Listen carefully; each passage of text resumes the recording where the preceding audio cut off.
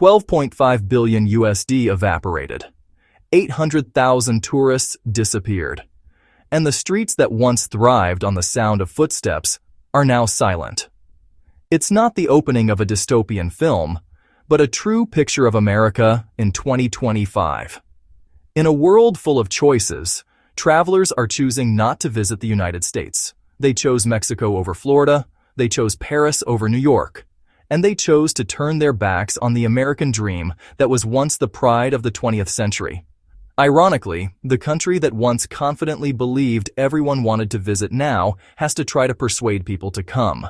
A place that once welcomed tens of millions of visitors each year is now avoided by many as if it were a 7 a.m. Monday Zoom meeting.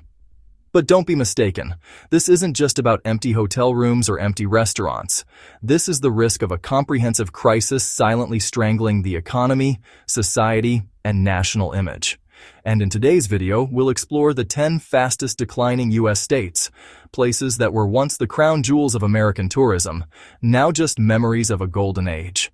Let's get started. Florida used to be paradise, where Canadians escape the icy winter, where Europeans seek golden sunshine, blue seas, and the simple American dream. But now, the only thing burning in the Sunshine State is tourism revenue.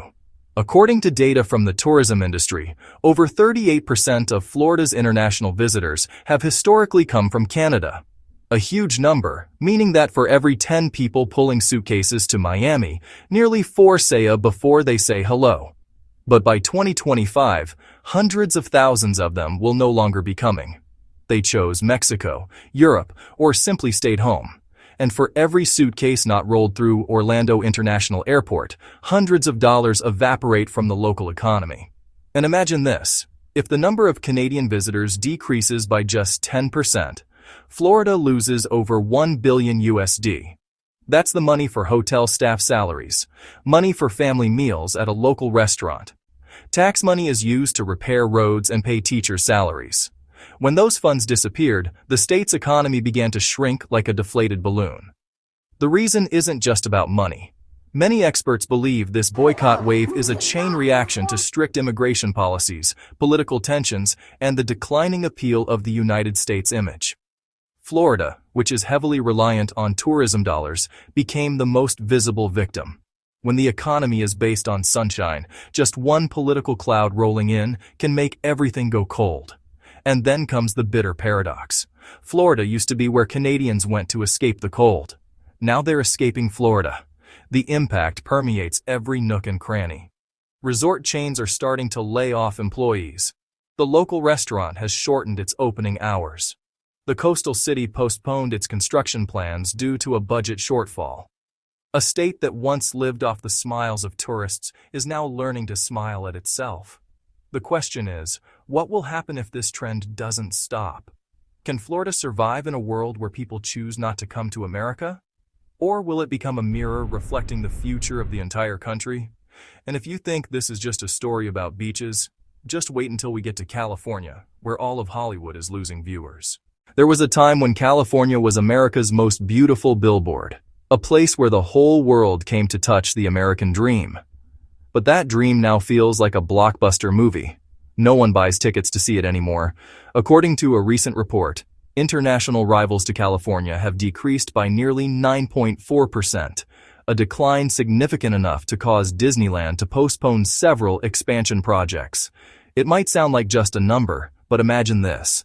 California welcomes about 7 million international visitors each year. Now what? Nearly 700,000 of them have disappeared from the airline booking lists. 700,000 people do not rent hotel rooms, don't eat burgers at In-N-Out, don't take pictures with the Hollywood sign and post them on Instagram. And when they disappeared, the state's entire economy trembled like a movie set without power in the middle of filming. Why? Partly, it's about money. Everything in California is so expensive that even Americans have to think twice, let alone international tourists, partly due to increasingly complex visa policies. And the rest, which is harder to say, is the image of a fading America.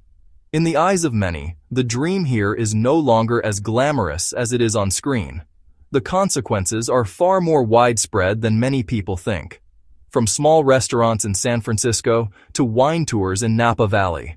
From car rental companies catering to Asian clients to French-speaking guides leading tours through Beverly Hills, all are under pressure. A restaurant chain that once served over 80% foreign customers in Los Angeles has had to close 3 branches. As for film studios, which rely on studio tours for income, they now have to organize food fairs to make up for lost revenue. Most notably, Hollywood is still showing movies regularly, but now no one flies halfway around the world to see the real-life version anymore. California is still beautiful, still rich, and still confident in its status as the cultural center of the world. It's just that the international audience is changing channels. So, what do you think? If a global star like California is being turned away, what will happen to the rest of America? And if you think this is the limit of the crisis, just wait until you get to New York, where even the Statue of Liberty now stands alone in an empty square. New York was once the gateway to the world, the first place millions of immigrants set foot to begin their journey of a lifetime. But today, the statue that once welcomed them with open arms is now just standing there alone, looking out at an ocean devoid of tourists. Data from the tourism industry indicates that over 800,000 international visitors disappeared from New York in just 1 year. In a city that once welcomed over 13 million foreign visitors annually, the city that never sleeps can now take a more comfortable nap than ever before. The reasons aren't exactly a mystery. Visas are harder to get. Border policies are stricter.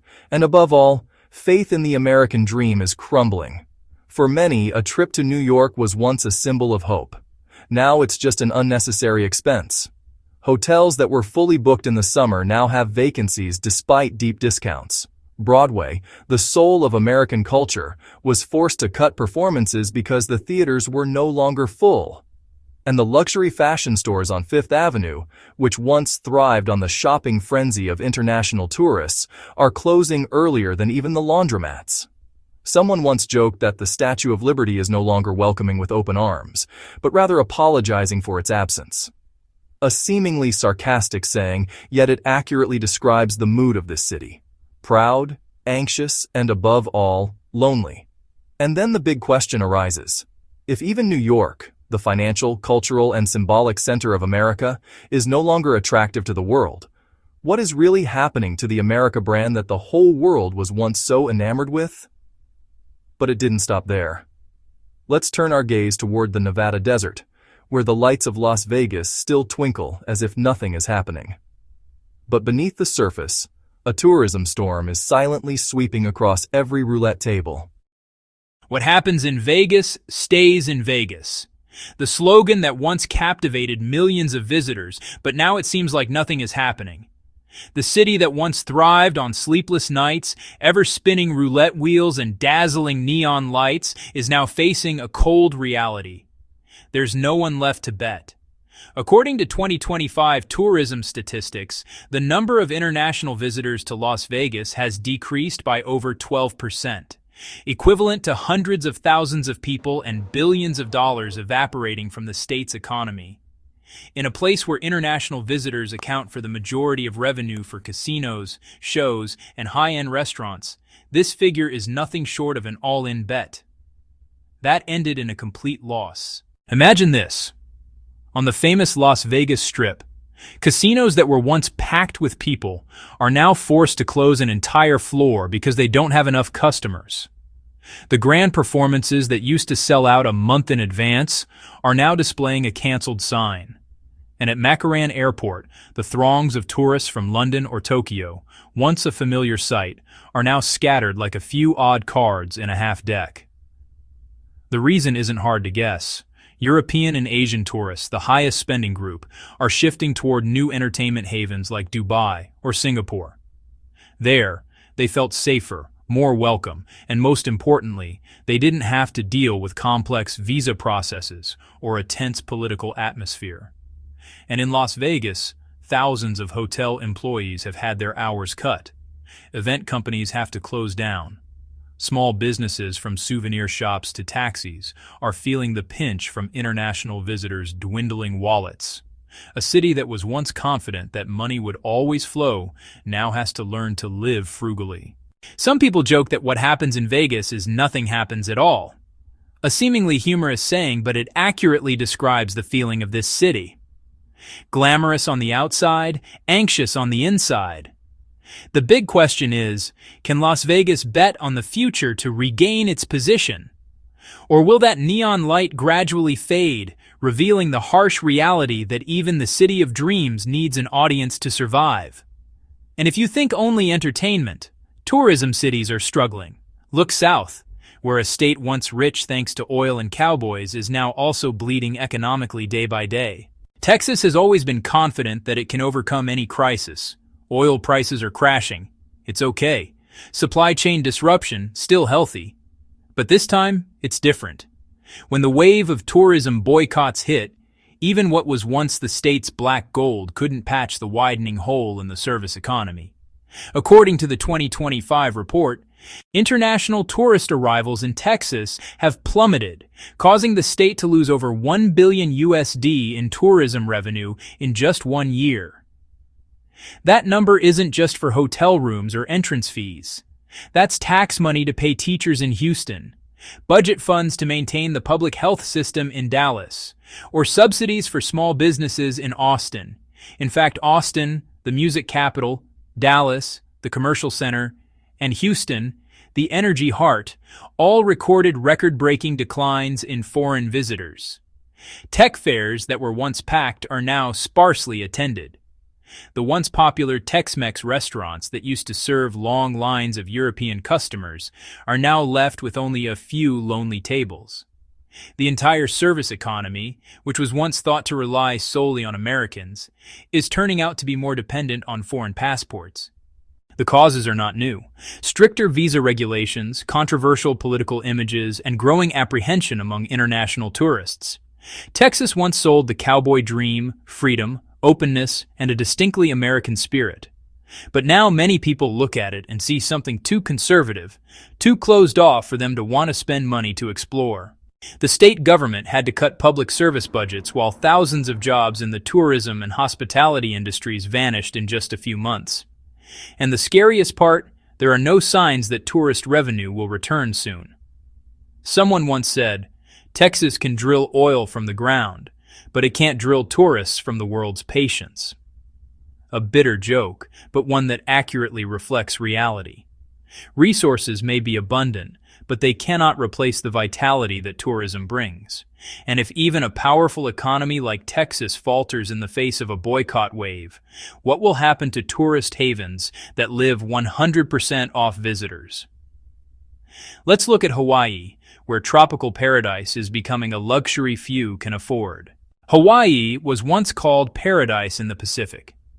But now that paradise is still there, only it has become a luxury item that not everyone can afford to touch. Over the past 3 years, the number of Japanese visitors, the highest spending international tourist group in Hawaii, has decreased by over 50%. It might sound like just a few small planes and a few people, but in reality, hundreds of millions of USD have vanished from the economy of an archipelago that relies almost entirely on tourism. A package tour that was once easily sold in Tokyo has now become a luxury dream that many can only look at in brochures. Why? Simple and brutal. Airfare doubled and accommodation costs skyrocketed to the point where many Asian families could travel to Europe for less than going to Hawaii. Adding to this, with the image of America becoming more inaccessible than ever, from complex visa regulations to a tense political climate, Hawaii is losing its greatest asset, global appeal. The coastal restaurant chains that used to serve Japanese customers daily are now closing each branch. Scuba diving, kaying, and dolphin watching tours, once tourism specialties, were canceled due to insufficient sign-ups. The entertainment industry, which accounts for over 20% of the archipelago's jobs, saw thousands of workers become unemployed in just a few quarters. Paradise is still beautiful. It's just that no one has enough money to buy a ticket to get in. A seemingly joking statement, but one that hits the nail on the head regarding Hawaii's pain.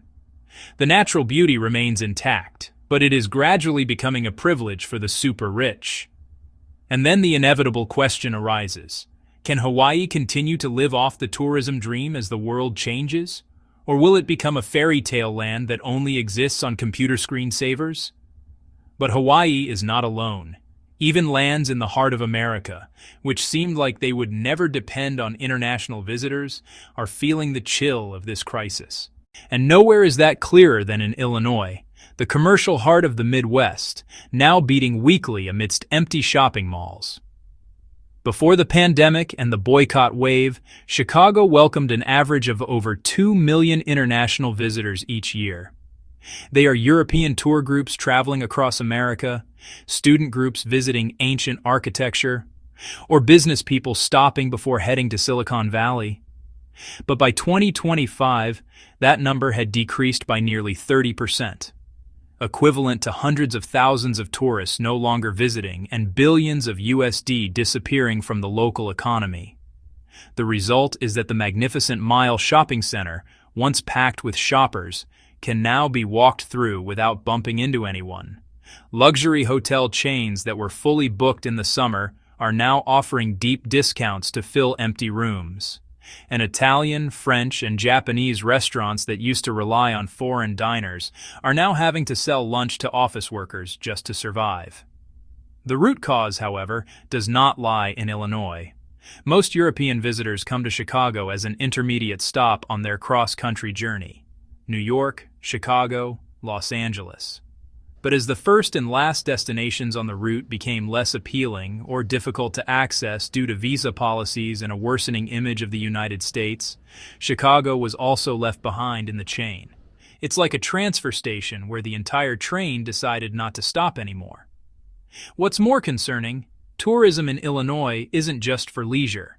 It's linked to commerce, conventions, and education. As international tourism declined, trade shows were canceled. Universities lost revenue from tours, and the luxury retail sector, once a source of pride for Chicago, began to plummet. From the Windy City, Chicago now seems to have become the empty city. The joke sounds lighthearted, but it encapsulates the anxiety of an entire state. Losing tourists means not only losing money, but also losing the international vitality that once made this city vibrant. And if even the Midwestern shopping malls are falling empty, what will happen to places that rely more on cultural identity than economic activity? Let's head to Louisiana, where the music, festivals, and Southern spirit that once made it immortal are losing their audience. If America has a soul, it lives in New Orleans, where jazz music echoes from every street corner and where parades transform the streets into a stage. But now that American music still plays, it's just that the auditorium is almost empty. After 2024, the number of European visitors, especially from France to Louisiana, decreased by over 40%. In a place where international tourism once contributed nearly $0 billion annually, this figure is not just a decline, but a direct blow to the state's cultural heart. A Mardi Gras festival that once attracted 500,000 international visitors now has to shorten its schedule because there aren't enough attendees. And then the bars that were once packed with European tourists listening to live bands are now only filled with a few local customers clinking glasses. History and jazz tours that used to be fully booked now have to combine groups to have enough people to depart. Some bands even had to take an indefinite break from performing because they had nowhere left to play music. The underlying causes go far beyond economic issues. Louisiana is a cultural bridge between the U.S. and France. But in the context of strained global politics and a less appealing image of the U.S., many French tourists no longer see a reason to visit what was once a piece of their history. They chose to stay in Paris to listen to jazz or fly to Montreal, where the language, prices, and sense of familiarity were closer. Some people say that jazz is still being played, but the audience is as sparse as an airport during a blizzard. A seemingly joking saying, but one that reflects a harsh truth. Music without an audience is just sound echoing into nothingness. And then the question kept haunting me. Can a place that once lived on heritage, on memories, on culture, continue to exist when the world is no longer listening. But Louisiana isn't the end of the story, because the most painful impact is falling on the heart of American power, Washington, D.C., where even the capital of freedom is struggling to maintain its place in the hearts of international visitors. If New York is the financial heart and California is the cultural face, then Washington, D.C. is the power brain of America. This was once a destination that anyone who loved history, politics, or freedom wanted to visit at least once. But now it seems that brain is losing its memory, and the first thing it forgot was how to attract people. According to the latest statistics, the number of political tours in Washington, D.C. has decreased by nearly 50% in the past 2 years alone. This means that if previously 1,000 European tourists lined up each day to visit the White House, now only about half of them show up. The rest choose to go to Paris to see the Eiffel Tower or visit Berlin to learn about Cold War history. The problem is this. The image of America, once a symbol of democracy and freedom, is losing its appeal. Divisions, elections, and strict immigration policies have led many to feel that America is no longer the world's beacon as it once was. When trust wavers, the trip disappears along with it. The impact goes beyond just numbers. A series of national museums reported a sharp decline in visitor numbers, forcing them to reduce their opening hours. The souvenir shops around Capitol Hill, which used to thrive on European tourists and international students, are now having to close for weeks at a time to cut costs. And political tours, which were once a highlight for millions of history lovers, are now a product harder to sell than a campaign speech. And this is the most worrying thing. The decline of the tourism industry is not just an economic matter. It also reflects the weakening of America's soft power. When the world stops being curious about you, they also stop listening to you. The question is, if even the capital, the heart of the nation's power, is no longer appealing, what will save America's image in the eyes of the world? Or perhaps the world has begun to learn how to live without it anymore.